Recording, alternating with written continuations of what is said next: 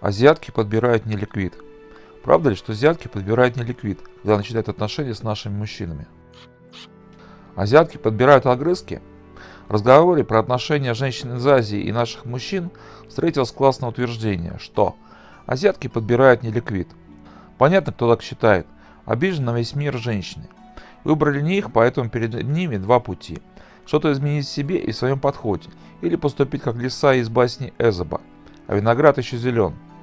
Но что там с нашим неликвидом? Действительно ли он кому-то нужен? Давайте разбираться. И да, во всем опять виноват Конфуций. Конфуций, азиатки и ликвидный неликвид. На самом деле давно хотел об этом написать. И вот. Тема интересная и тянет на целый цикл статей, так что к вопросу мы еще вернемся.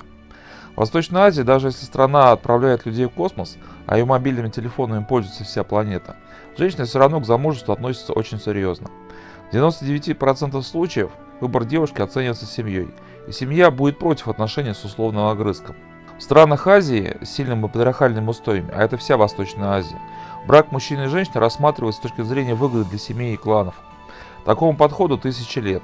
Конфуцианство веками капало на мозг и учило, что цель человека – служение обществу. Общество начинается с семьи, рода и клана. Личные интересы – ничто. Посему, если отец говорит дочери, что этот мужик не будет твоим мужем, дочери придется искать другого избранника. Ну и семья тоже постарается как-то наладить личную жизнь дочурки. И неважно, речь про Южную Корею или Филиппины, Китай или Вьетнам, Японию или Камбоджу. Просто критерии оценки успешности будут разными, но принцип один. В странах Азии существует жесткое разделение ролей мужчины и женщины. Упрощенно, мужчина содержит семью, на женщине семья, уют и дети. Для примера, мужчина не может рожать детей, даже если очень захочет. Это женское дело. Не менее жесткие роли разделяются на социальном и бытовом уровне. Конечно, процессы феминизации идут и в Азии, но древняя традиция чрезвычайно сильна.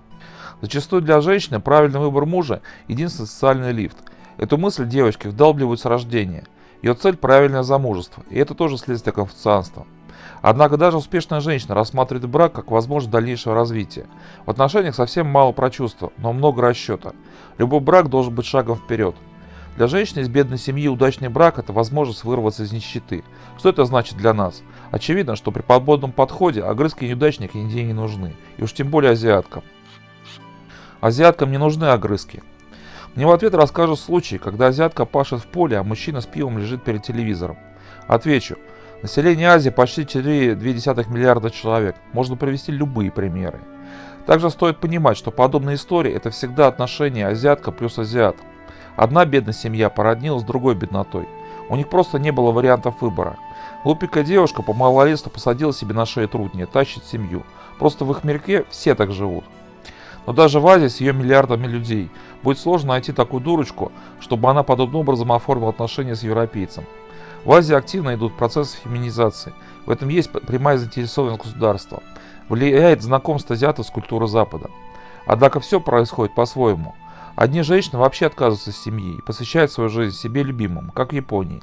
Другие выходят замуж поздно, от того познают жизнь и делают карьеру. Южная Корея и Китай. Но в любых и бедных, и богатых странах Азии женщины становятся все более практичными.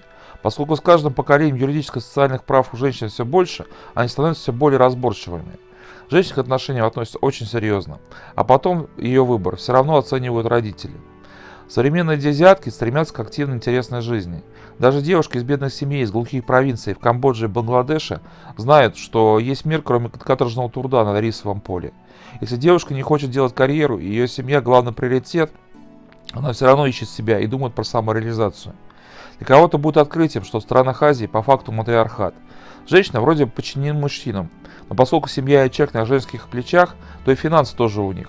Как раз тот случай, когда мужчина голова, а женщина шея. Тут понятно, всегда главный тот, у кого деньги. Поэтому крайне неразумно считать азиаток дурочками. Женщины в Азии прагматичны и расчетливы, хотя их подход весьма отличается от нашего. И об этом будет отдельный разговор.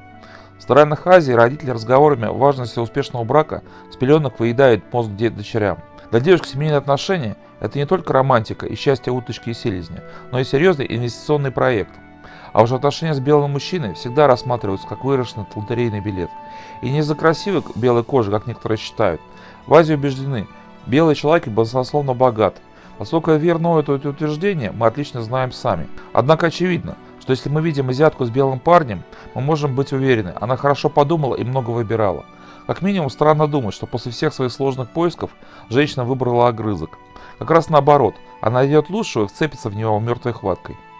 С вами был Серпень. Благодарим за просмотр. Оставайтесь с нами и до новых встреч.